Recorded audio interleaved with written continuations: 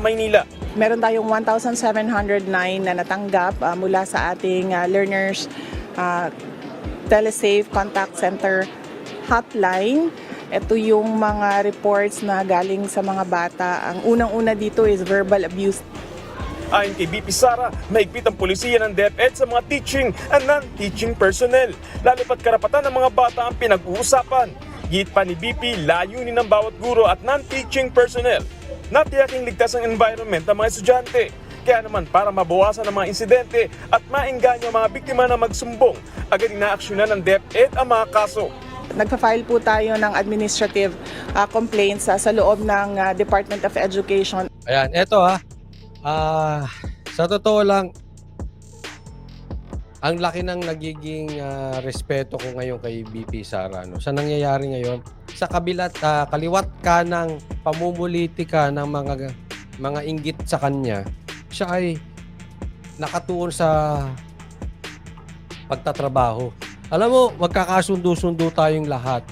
Kahit po kayo ay kulay pula, kahit po kayo ay kulay dilaw, kung kayo ay magpo-focus for the moment sa pagtatrabaho kesa doon sa mga pangarap nyo sa 2028, saka na muna yung pamumulitika. No? Kaya ito, maganda tong ginagawa ni Sara. Higit sa lahat, ito ay trabaho. Marami na daw na aabusong mga estudyante. Kaya nga po ako napaka-importante sa akin itong NTF-ELCAC. At saka,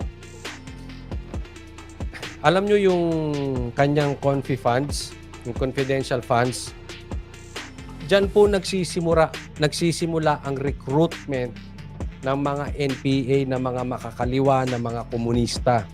Dadalahin, bubulahin, bata pa lang, mind conditioning. Tapos dadalahin sa bundok. Alam mo, yan ang style nila. Mind conditioning. Bobolahin ng bobolahin. Sisiraan ng pamahalaan. Lahat naman ng pamahalaan, hindi sila nakontento eh. Yan lang ang gusto niya mga yan. Maraming salamat. Buhay Canada High Coach and everyone ever again to all Marcoses and his families. Yes, correct po. Tama po kayo dyan. Buhay Canada 519. Maraming salamat po sa kusang loob at sa pag-sponsor ng live na ito. Correct. Kaya dapat ganito. Ganito ang politiko. Focus muna sa trabaho. At alam nyo, tatak Duterte yan eh. Sigurado ako alam nyo yan. Tatak Duterte ang una kontra adik. Alam nyo yan. Pangalawa, kontra mga makakaliwa, mga komunista, mga terorista, diyan talaga sila kontra. Kaya pagdating dyan sa dalawang yan, ang respeto ng taong bayan sa kanila. Pag gusto mo ng solusyon patungkol dyan sa dalawang yan, wala kang tatakbuhan, wala kang makikilalang apelyido kung hindi Duterte. Kaya nga, pilit nilang hinaharang ang Duterte kasi yung mga makakaliwa. Pansinin nyo yung ibang kulay. Yung kunwari, kulay ng dilaw. Magaling sa mind conditioning. Ay, laos na daw ang Duterte. Dapat daw pabalikin ng ICC. Kasi kailangan meron tayong hustisya. Ganyan yung mga litanya ng mga script ng mga makadilaw. Hindi ko po sinasabing sila ay komunista, pero yung kanilang style ay puro mind conditioning. Ganyan din po ang ginagawa ng mga komunista. Mind conditioning nagsisimula sa eskwelahan. Kaya ayaw nilang magkaroon ng confidential funds ang Duterte. Hindi, ito seriously. Tanungin ko po kayo. Kung ang mga politiko magkakaroon ng confidential funds, kanino ka? Wala pong halong inggit Huwag po natin haluan ng bitterness. Huwag po tayong magpaka-toxic. Huwag tayong magpaka-bitter. Huwag tayong magpaka-panatiko. Sinong apelyido mo pwedeng ipagkakatiwala ang confidential funds na magagamit sa tama? Duterte lang po yan. Kaya nga ayaw nila ng confidential funds sa Duterte dahil alam nila delikado. Bakit? Gagamitin sa tamang paraan. Gagamitin sa pagsugpo una ito sa mga komunista na yan. At magagamit din yan, posibleng magamit yan sa mga drug lords. Totoo lang, real talk. Mag-isip kayo ng, halimbawa, kayo na sumagot, di ako sasagot. Halimbawa, bigay mo yung confidential funds kay speaker. Saan mapupunta? Kayo na sumagot. Kay Erwin Tulfo, ibigay mo confidential funds. Huwag tayong panatiko, yung totoo lang. Saan mapupunta? Ay kayo na sumagot. Kay Subiri, bigay mo yung confidential funds. Saan mapupunta? Yung confidential funds, ibigay mo kay Castro. Sino makikinabang? Real talk lang po tayo. Kung ibang opinion nyo sa akin, it's okay. Kayo naman na pinasasagot ko.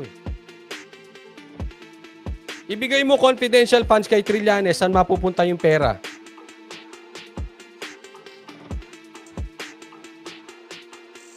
Ngayon, bigay mo confidential funds sa Duterte.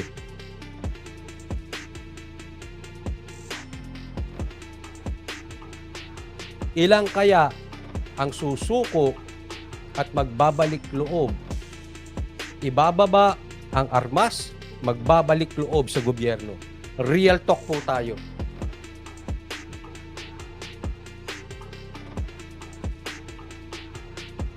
Kayo sumagot, hindi ako. Kasi sabihin ng mga bashers, hindi bias ka. Kaya nga kayo sumagot. Kung sa tingin mo, yung confidential funds, maraming pupuntahan kung kay Trillanes mo, bibigay, so be it. Kung kaya ng konsensya po tanggapin yan, so be it. Diba? Ganun lang naman tayo eh. Real talk lang tayo. Gusto mo masolusyonan ng komunista? Who gonna call? Who you gonna call? Parang Ghostbuster, no? Kanino? Sinong tatawagin mo? Trillanes? Castro? Gusto mo masolusyonan ng mga drug lords? Sinong tatawagin mo? De Lima? Really? Hindi, kayo sasagot, hindi ako. Tanong lang ako. At kung if the case warrants the filing of a criminal case, lumalapit po tayo sa ating Philippine National Police at nagpapatuloy. Ako, ang ganda nito sinabi, Duterte, no to ceasefire.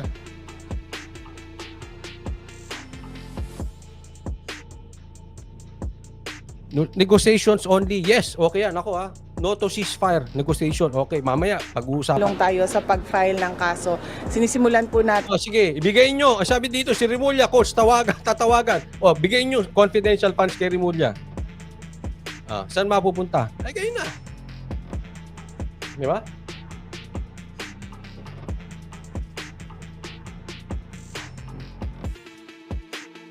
Yan dyan sa dalawa, administrative case at saka criminal complaints. Sinisigurado naman ng DepEd na dumaraan nito sa tamang proseso. Tinanong naman ng Vice Presidente tungkol sa posibilidad na bumalik ang Pilipinas sa International Criminal. Ito na. Tinanong si Sara about ICC na babalik sa Pilipinas. Anong sagot ni Sara? Court. Nauna nang sinabi ni Pangulong Bongbong Marcos Jr. na pinag-aaralan pa ang proposal. Tingnan naman ni VP Sara. We all should respect the position of the president being the chief architect of foreign policy. Yan, ganda no? Ganda no sinabi ni Chief Architect of Foreign Policy. We should respect President Marcos. Alam mo, mas lalo akong nabibilib dito kay Sara. Kasi hanggang sa huli, nagkakaroon na ng laglagan. Pilit binibiyak ang Uniteam. Nilaglag na siya nung pinsan. Pero hanggang ngayon, nakakapit pa rin kay President Marcos. Real talk, siyempre kapag sa mga tamba mapupunta ang mga pagpapaskill ng kanilang pagmumuka, pagpapaskill ng kanilang mga muka at paglibot, sigurado na walang peace talk para sa mga rebelde. Maraming salamat, Buhay Canada 519. Inulit pa, thank you. Sa kusang loob, Thank you sa pag-sponsor ng live na ito. Buhay Canada 519. Oh, pag kay tambalos-los daw, mapupunta sa pagpaskil ng muka kung saan-saan. Ang galing nito si Sara. Natututo na, feeling ko lang ito ay aking opinion. Natututo na po ito. Natututo na po sa kanyang tatay na when to attack and when to lie low. At pag titingnan natin yung mga interview ni PRRD sa Gikan sa Masa, medyo nakalaylo pagdating kay Marcos. Pero sa iba, attack si PRRD. At itong sinabi niya, parang hango doon sa mga interview ng kanyang tatay. No? At alam naman natin ang nangyari before, talagang sinuway niya yung kanyang tatay. Gusto ng tatay niya siyang tumakbong pagka-presidente, pero hindi niya tinupad. But sa tingin ko ngayon, nakikinig na si VP Sara. And that's good to know. At marunong na siyang dumiskarte. Hanggang ngayon, hindi siya basta attack ng attack. So, yun po lahat na dapat na posisyon nating lahat. We will continue to reach out to the Department of Justice regarding our position on this. Ito Okay. Kasi tinanong siya patungkol dito sa ICC. Bagamat sinabi niya, dapat respetuhin natin yung sinabi ni Marcos na pag-aaralan ang pagpasok ng ICC, sinabi rin niya, magre-reach out sila sa DOJ kung ano ang dapat gawin dito sa ICC.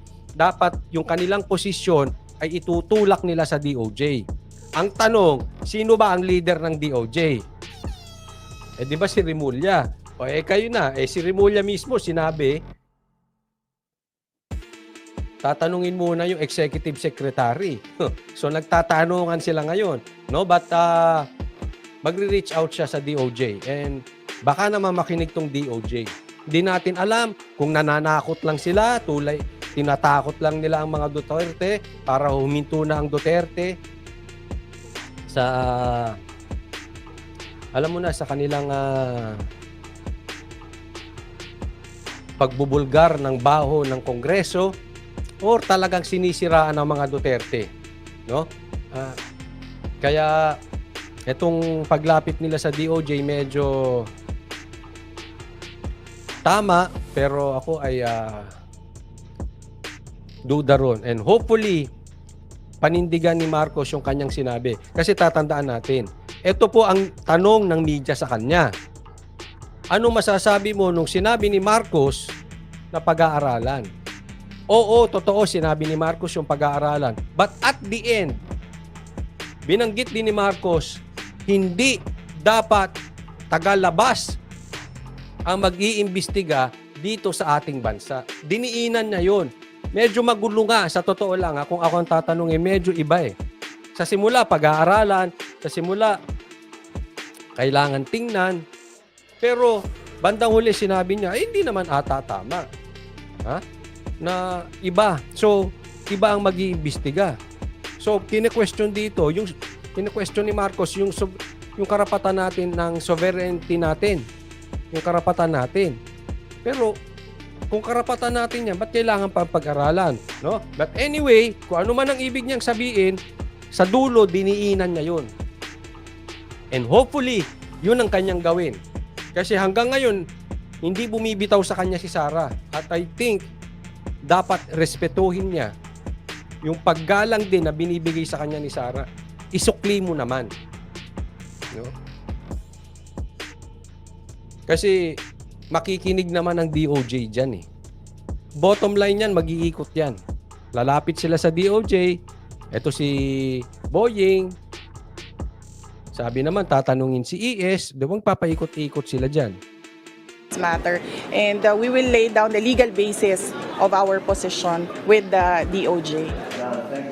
Hindi naman sinagot ni Duterte ang tila pagbabago sa desisyon ni Marcos na pumanig sa ICC.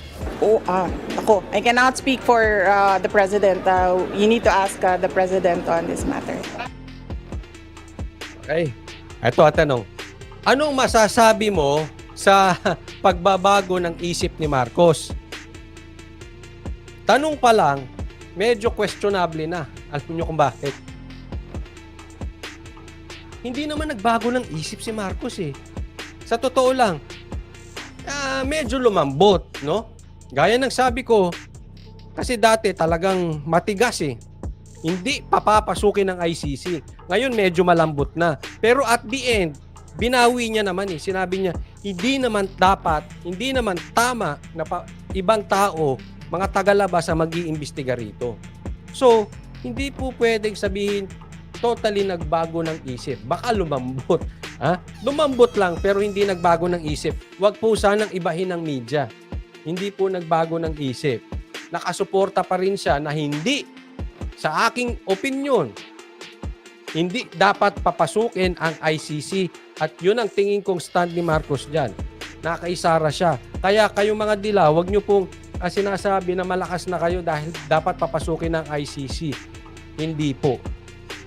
Hindi po. Minsan lang talaga itong media, alam naman natin ang media, medyo may pagka-excited sila. Alam naman natin kung kanino nakakiling ang media. Excited silang papasukin ng ICC dahil mga galit kay Duterte ang mga yan.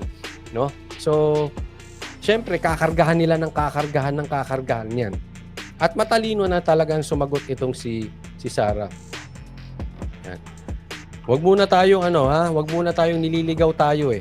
Okay, ngayon punta tayo dito. Meron po akong gustong ipakita sa inyo. Sure, at ipakita sa inyo na ito yung tamang senaryo na nakikita natin dito when it comes to ICC. Kung titignan ninyo, tila baga hindi siya coincidence eh. Parang planado, kumbaga, ito na yung game plan eh. Na biruin ninyo, tamang-tama, noong araw, sinasabi, ganito, wala silang pakialam sa atin, wala silang jurisdiction sa atin, wala pang away nun.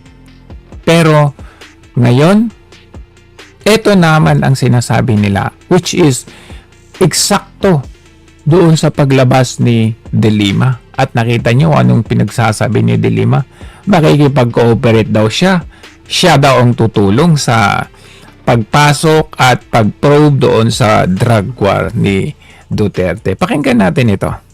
Well, nagbabago po ko minsan, it's not over until it's over. Yon. Kasi baka nakikita natin mga narratives, mga salita lang po, And then, noong Biyernes, mga boss, 21 ng Hulyo.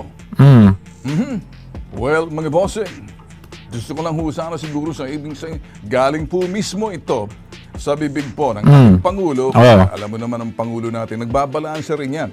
Pero, nagbabalanse? kung inyong titindahan ng July 2021.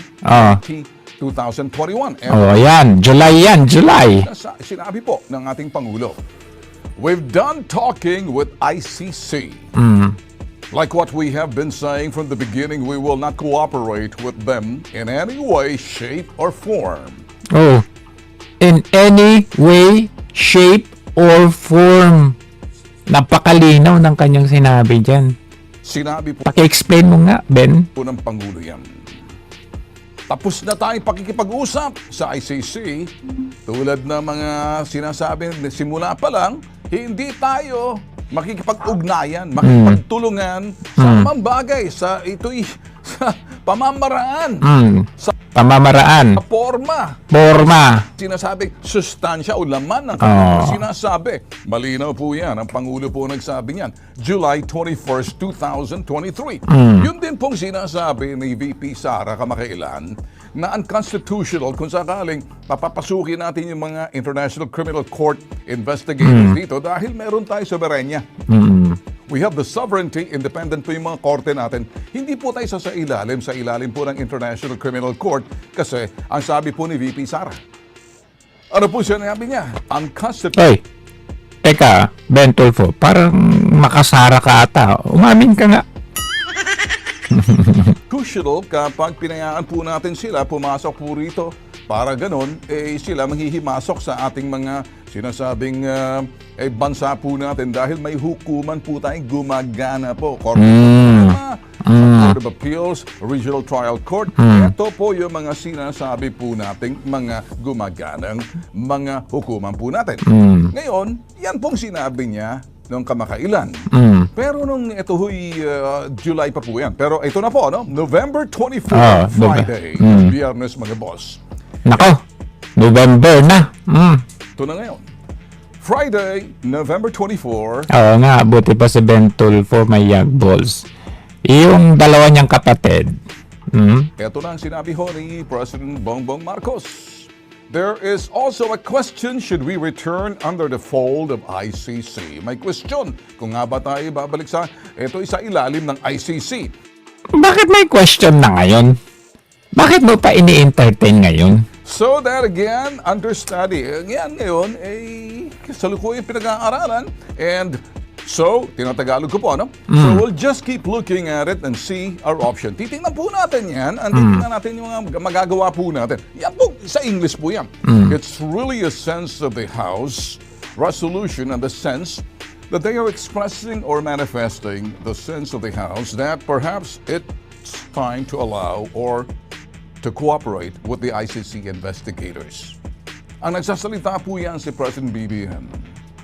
So mga bossing, yan po ang pahayag. So sabi nga natin kanina, it's not over until it's over. And then, posible ho, everything will still change until it's final. So in other words, no, hindi pa po pinal yung pagsalita po ni BBM. Oh, hindi natin alam. Sinabi niya noon, mag-iiba ngayon. That is our president. Vice president pala nila. Nung July, kasi tingnan po natin yung July. Ito po.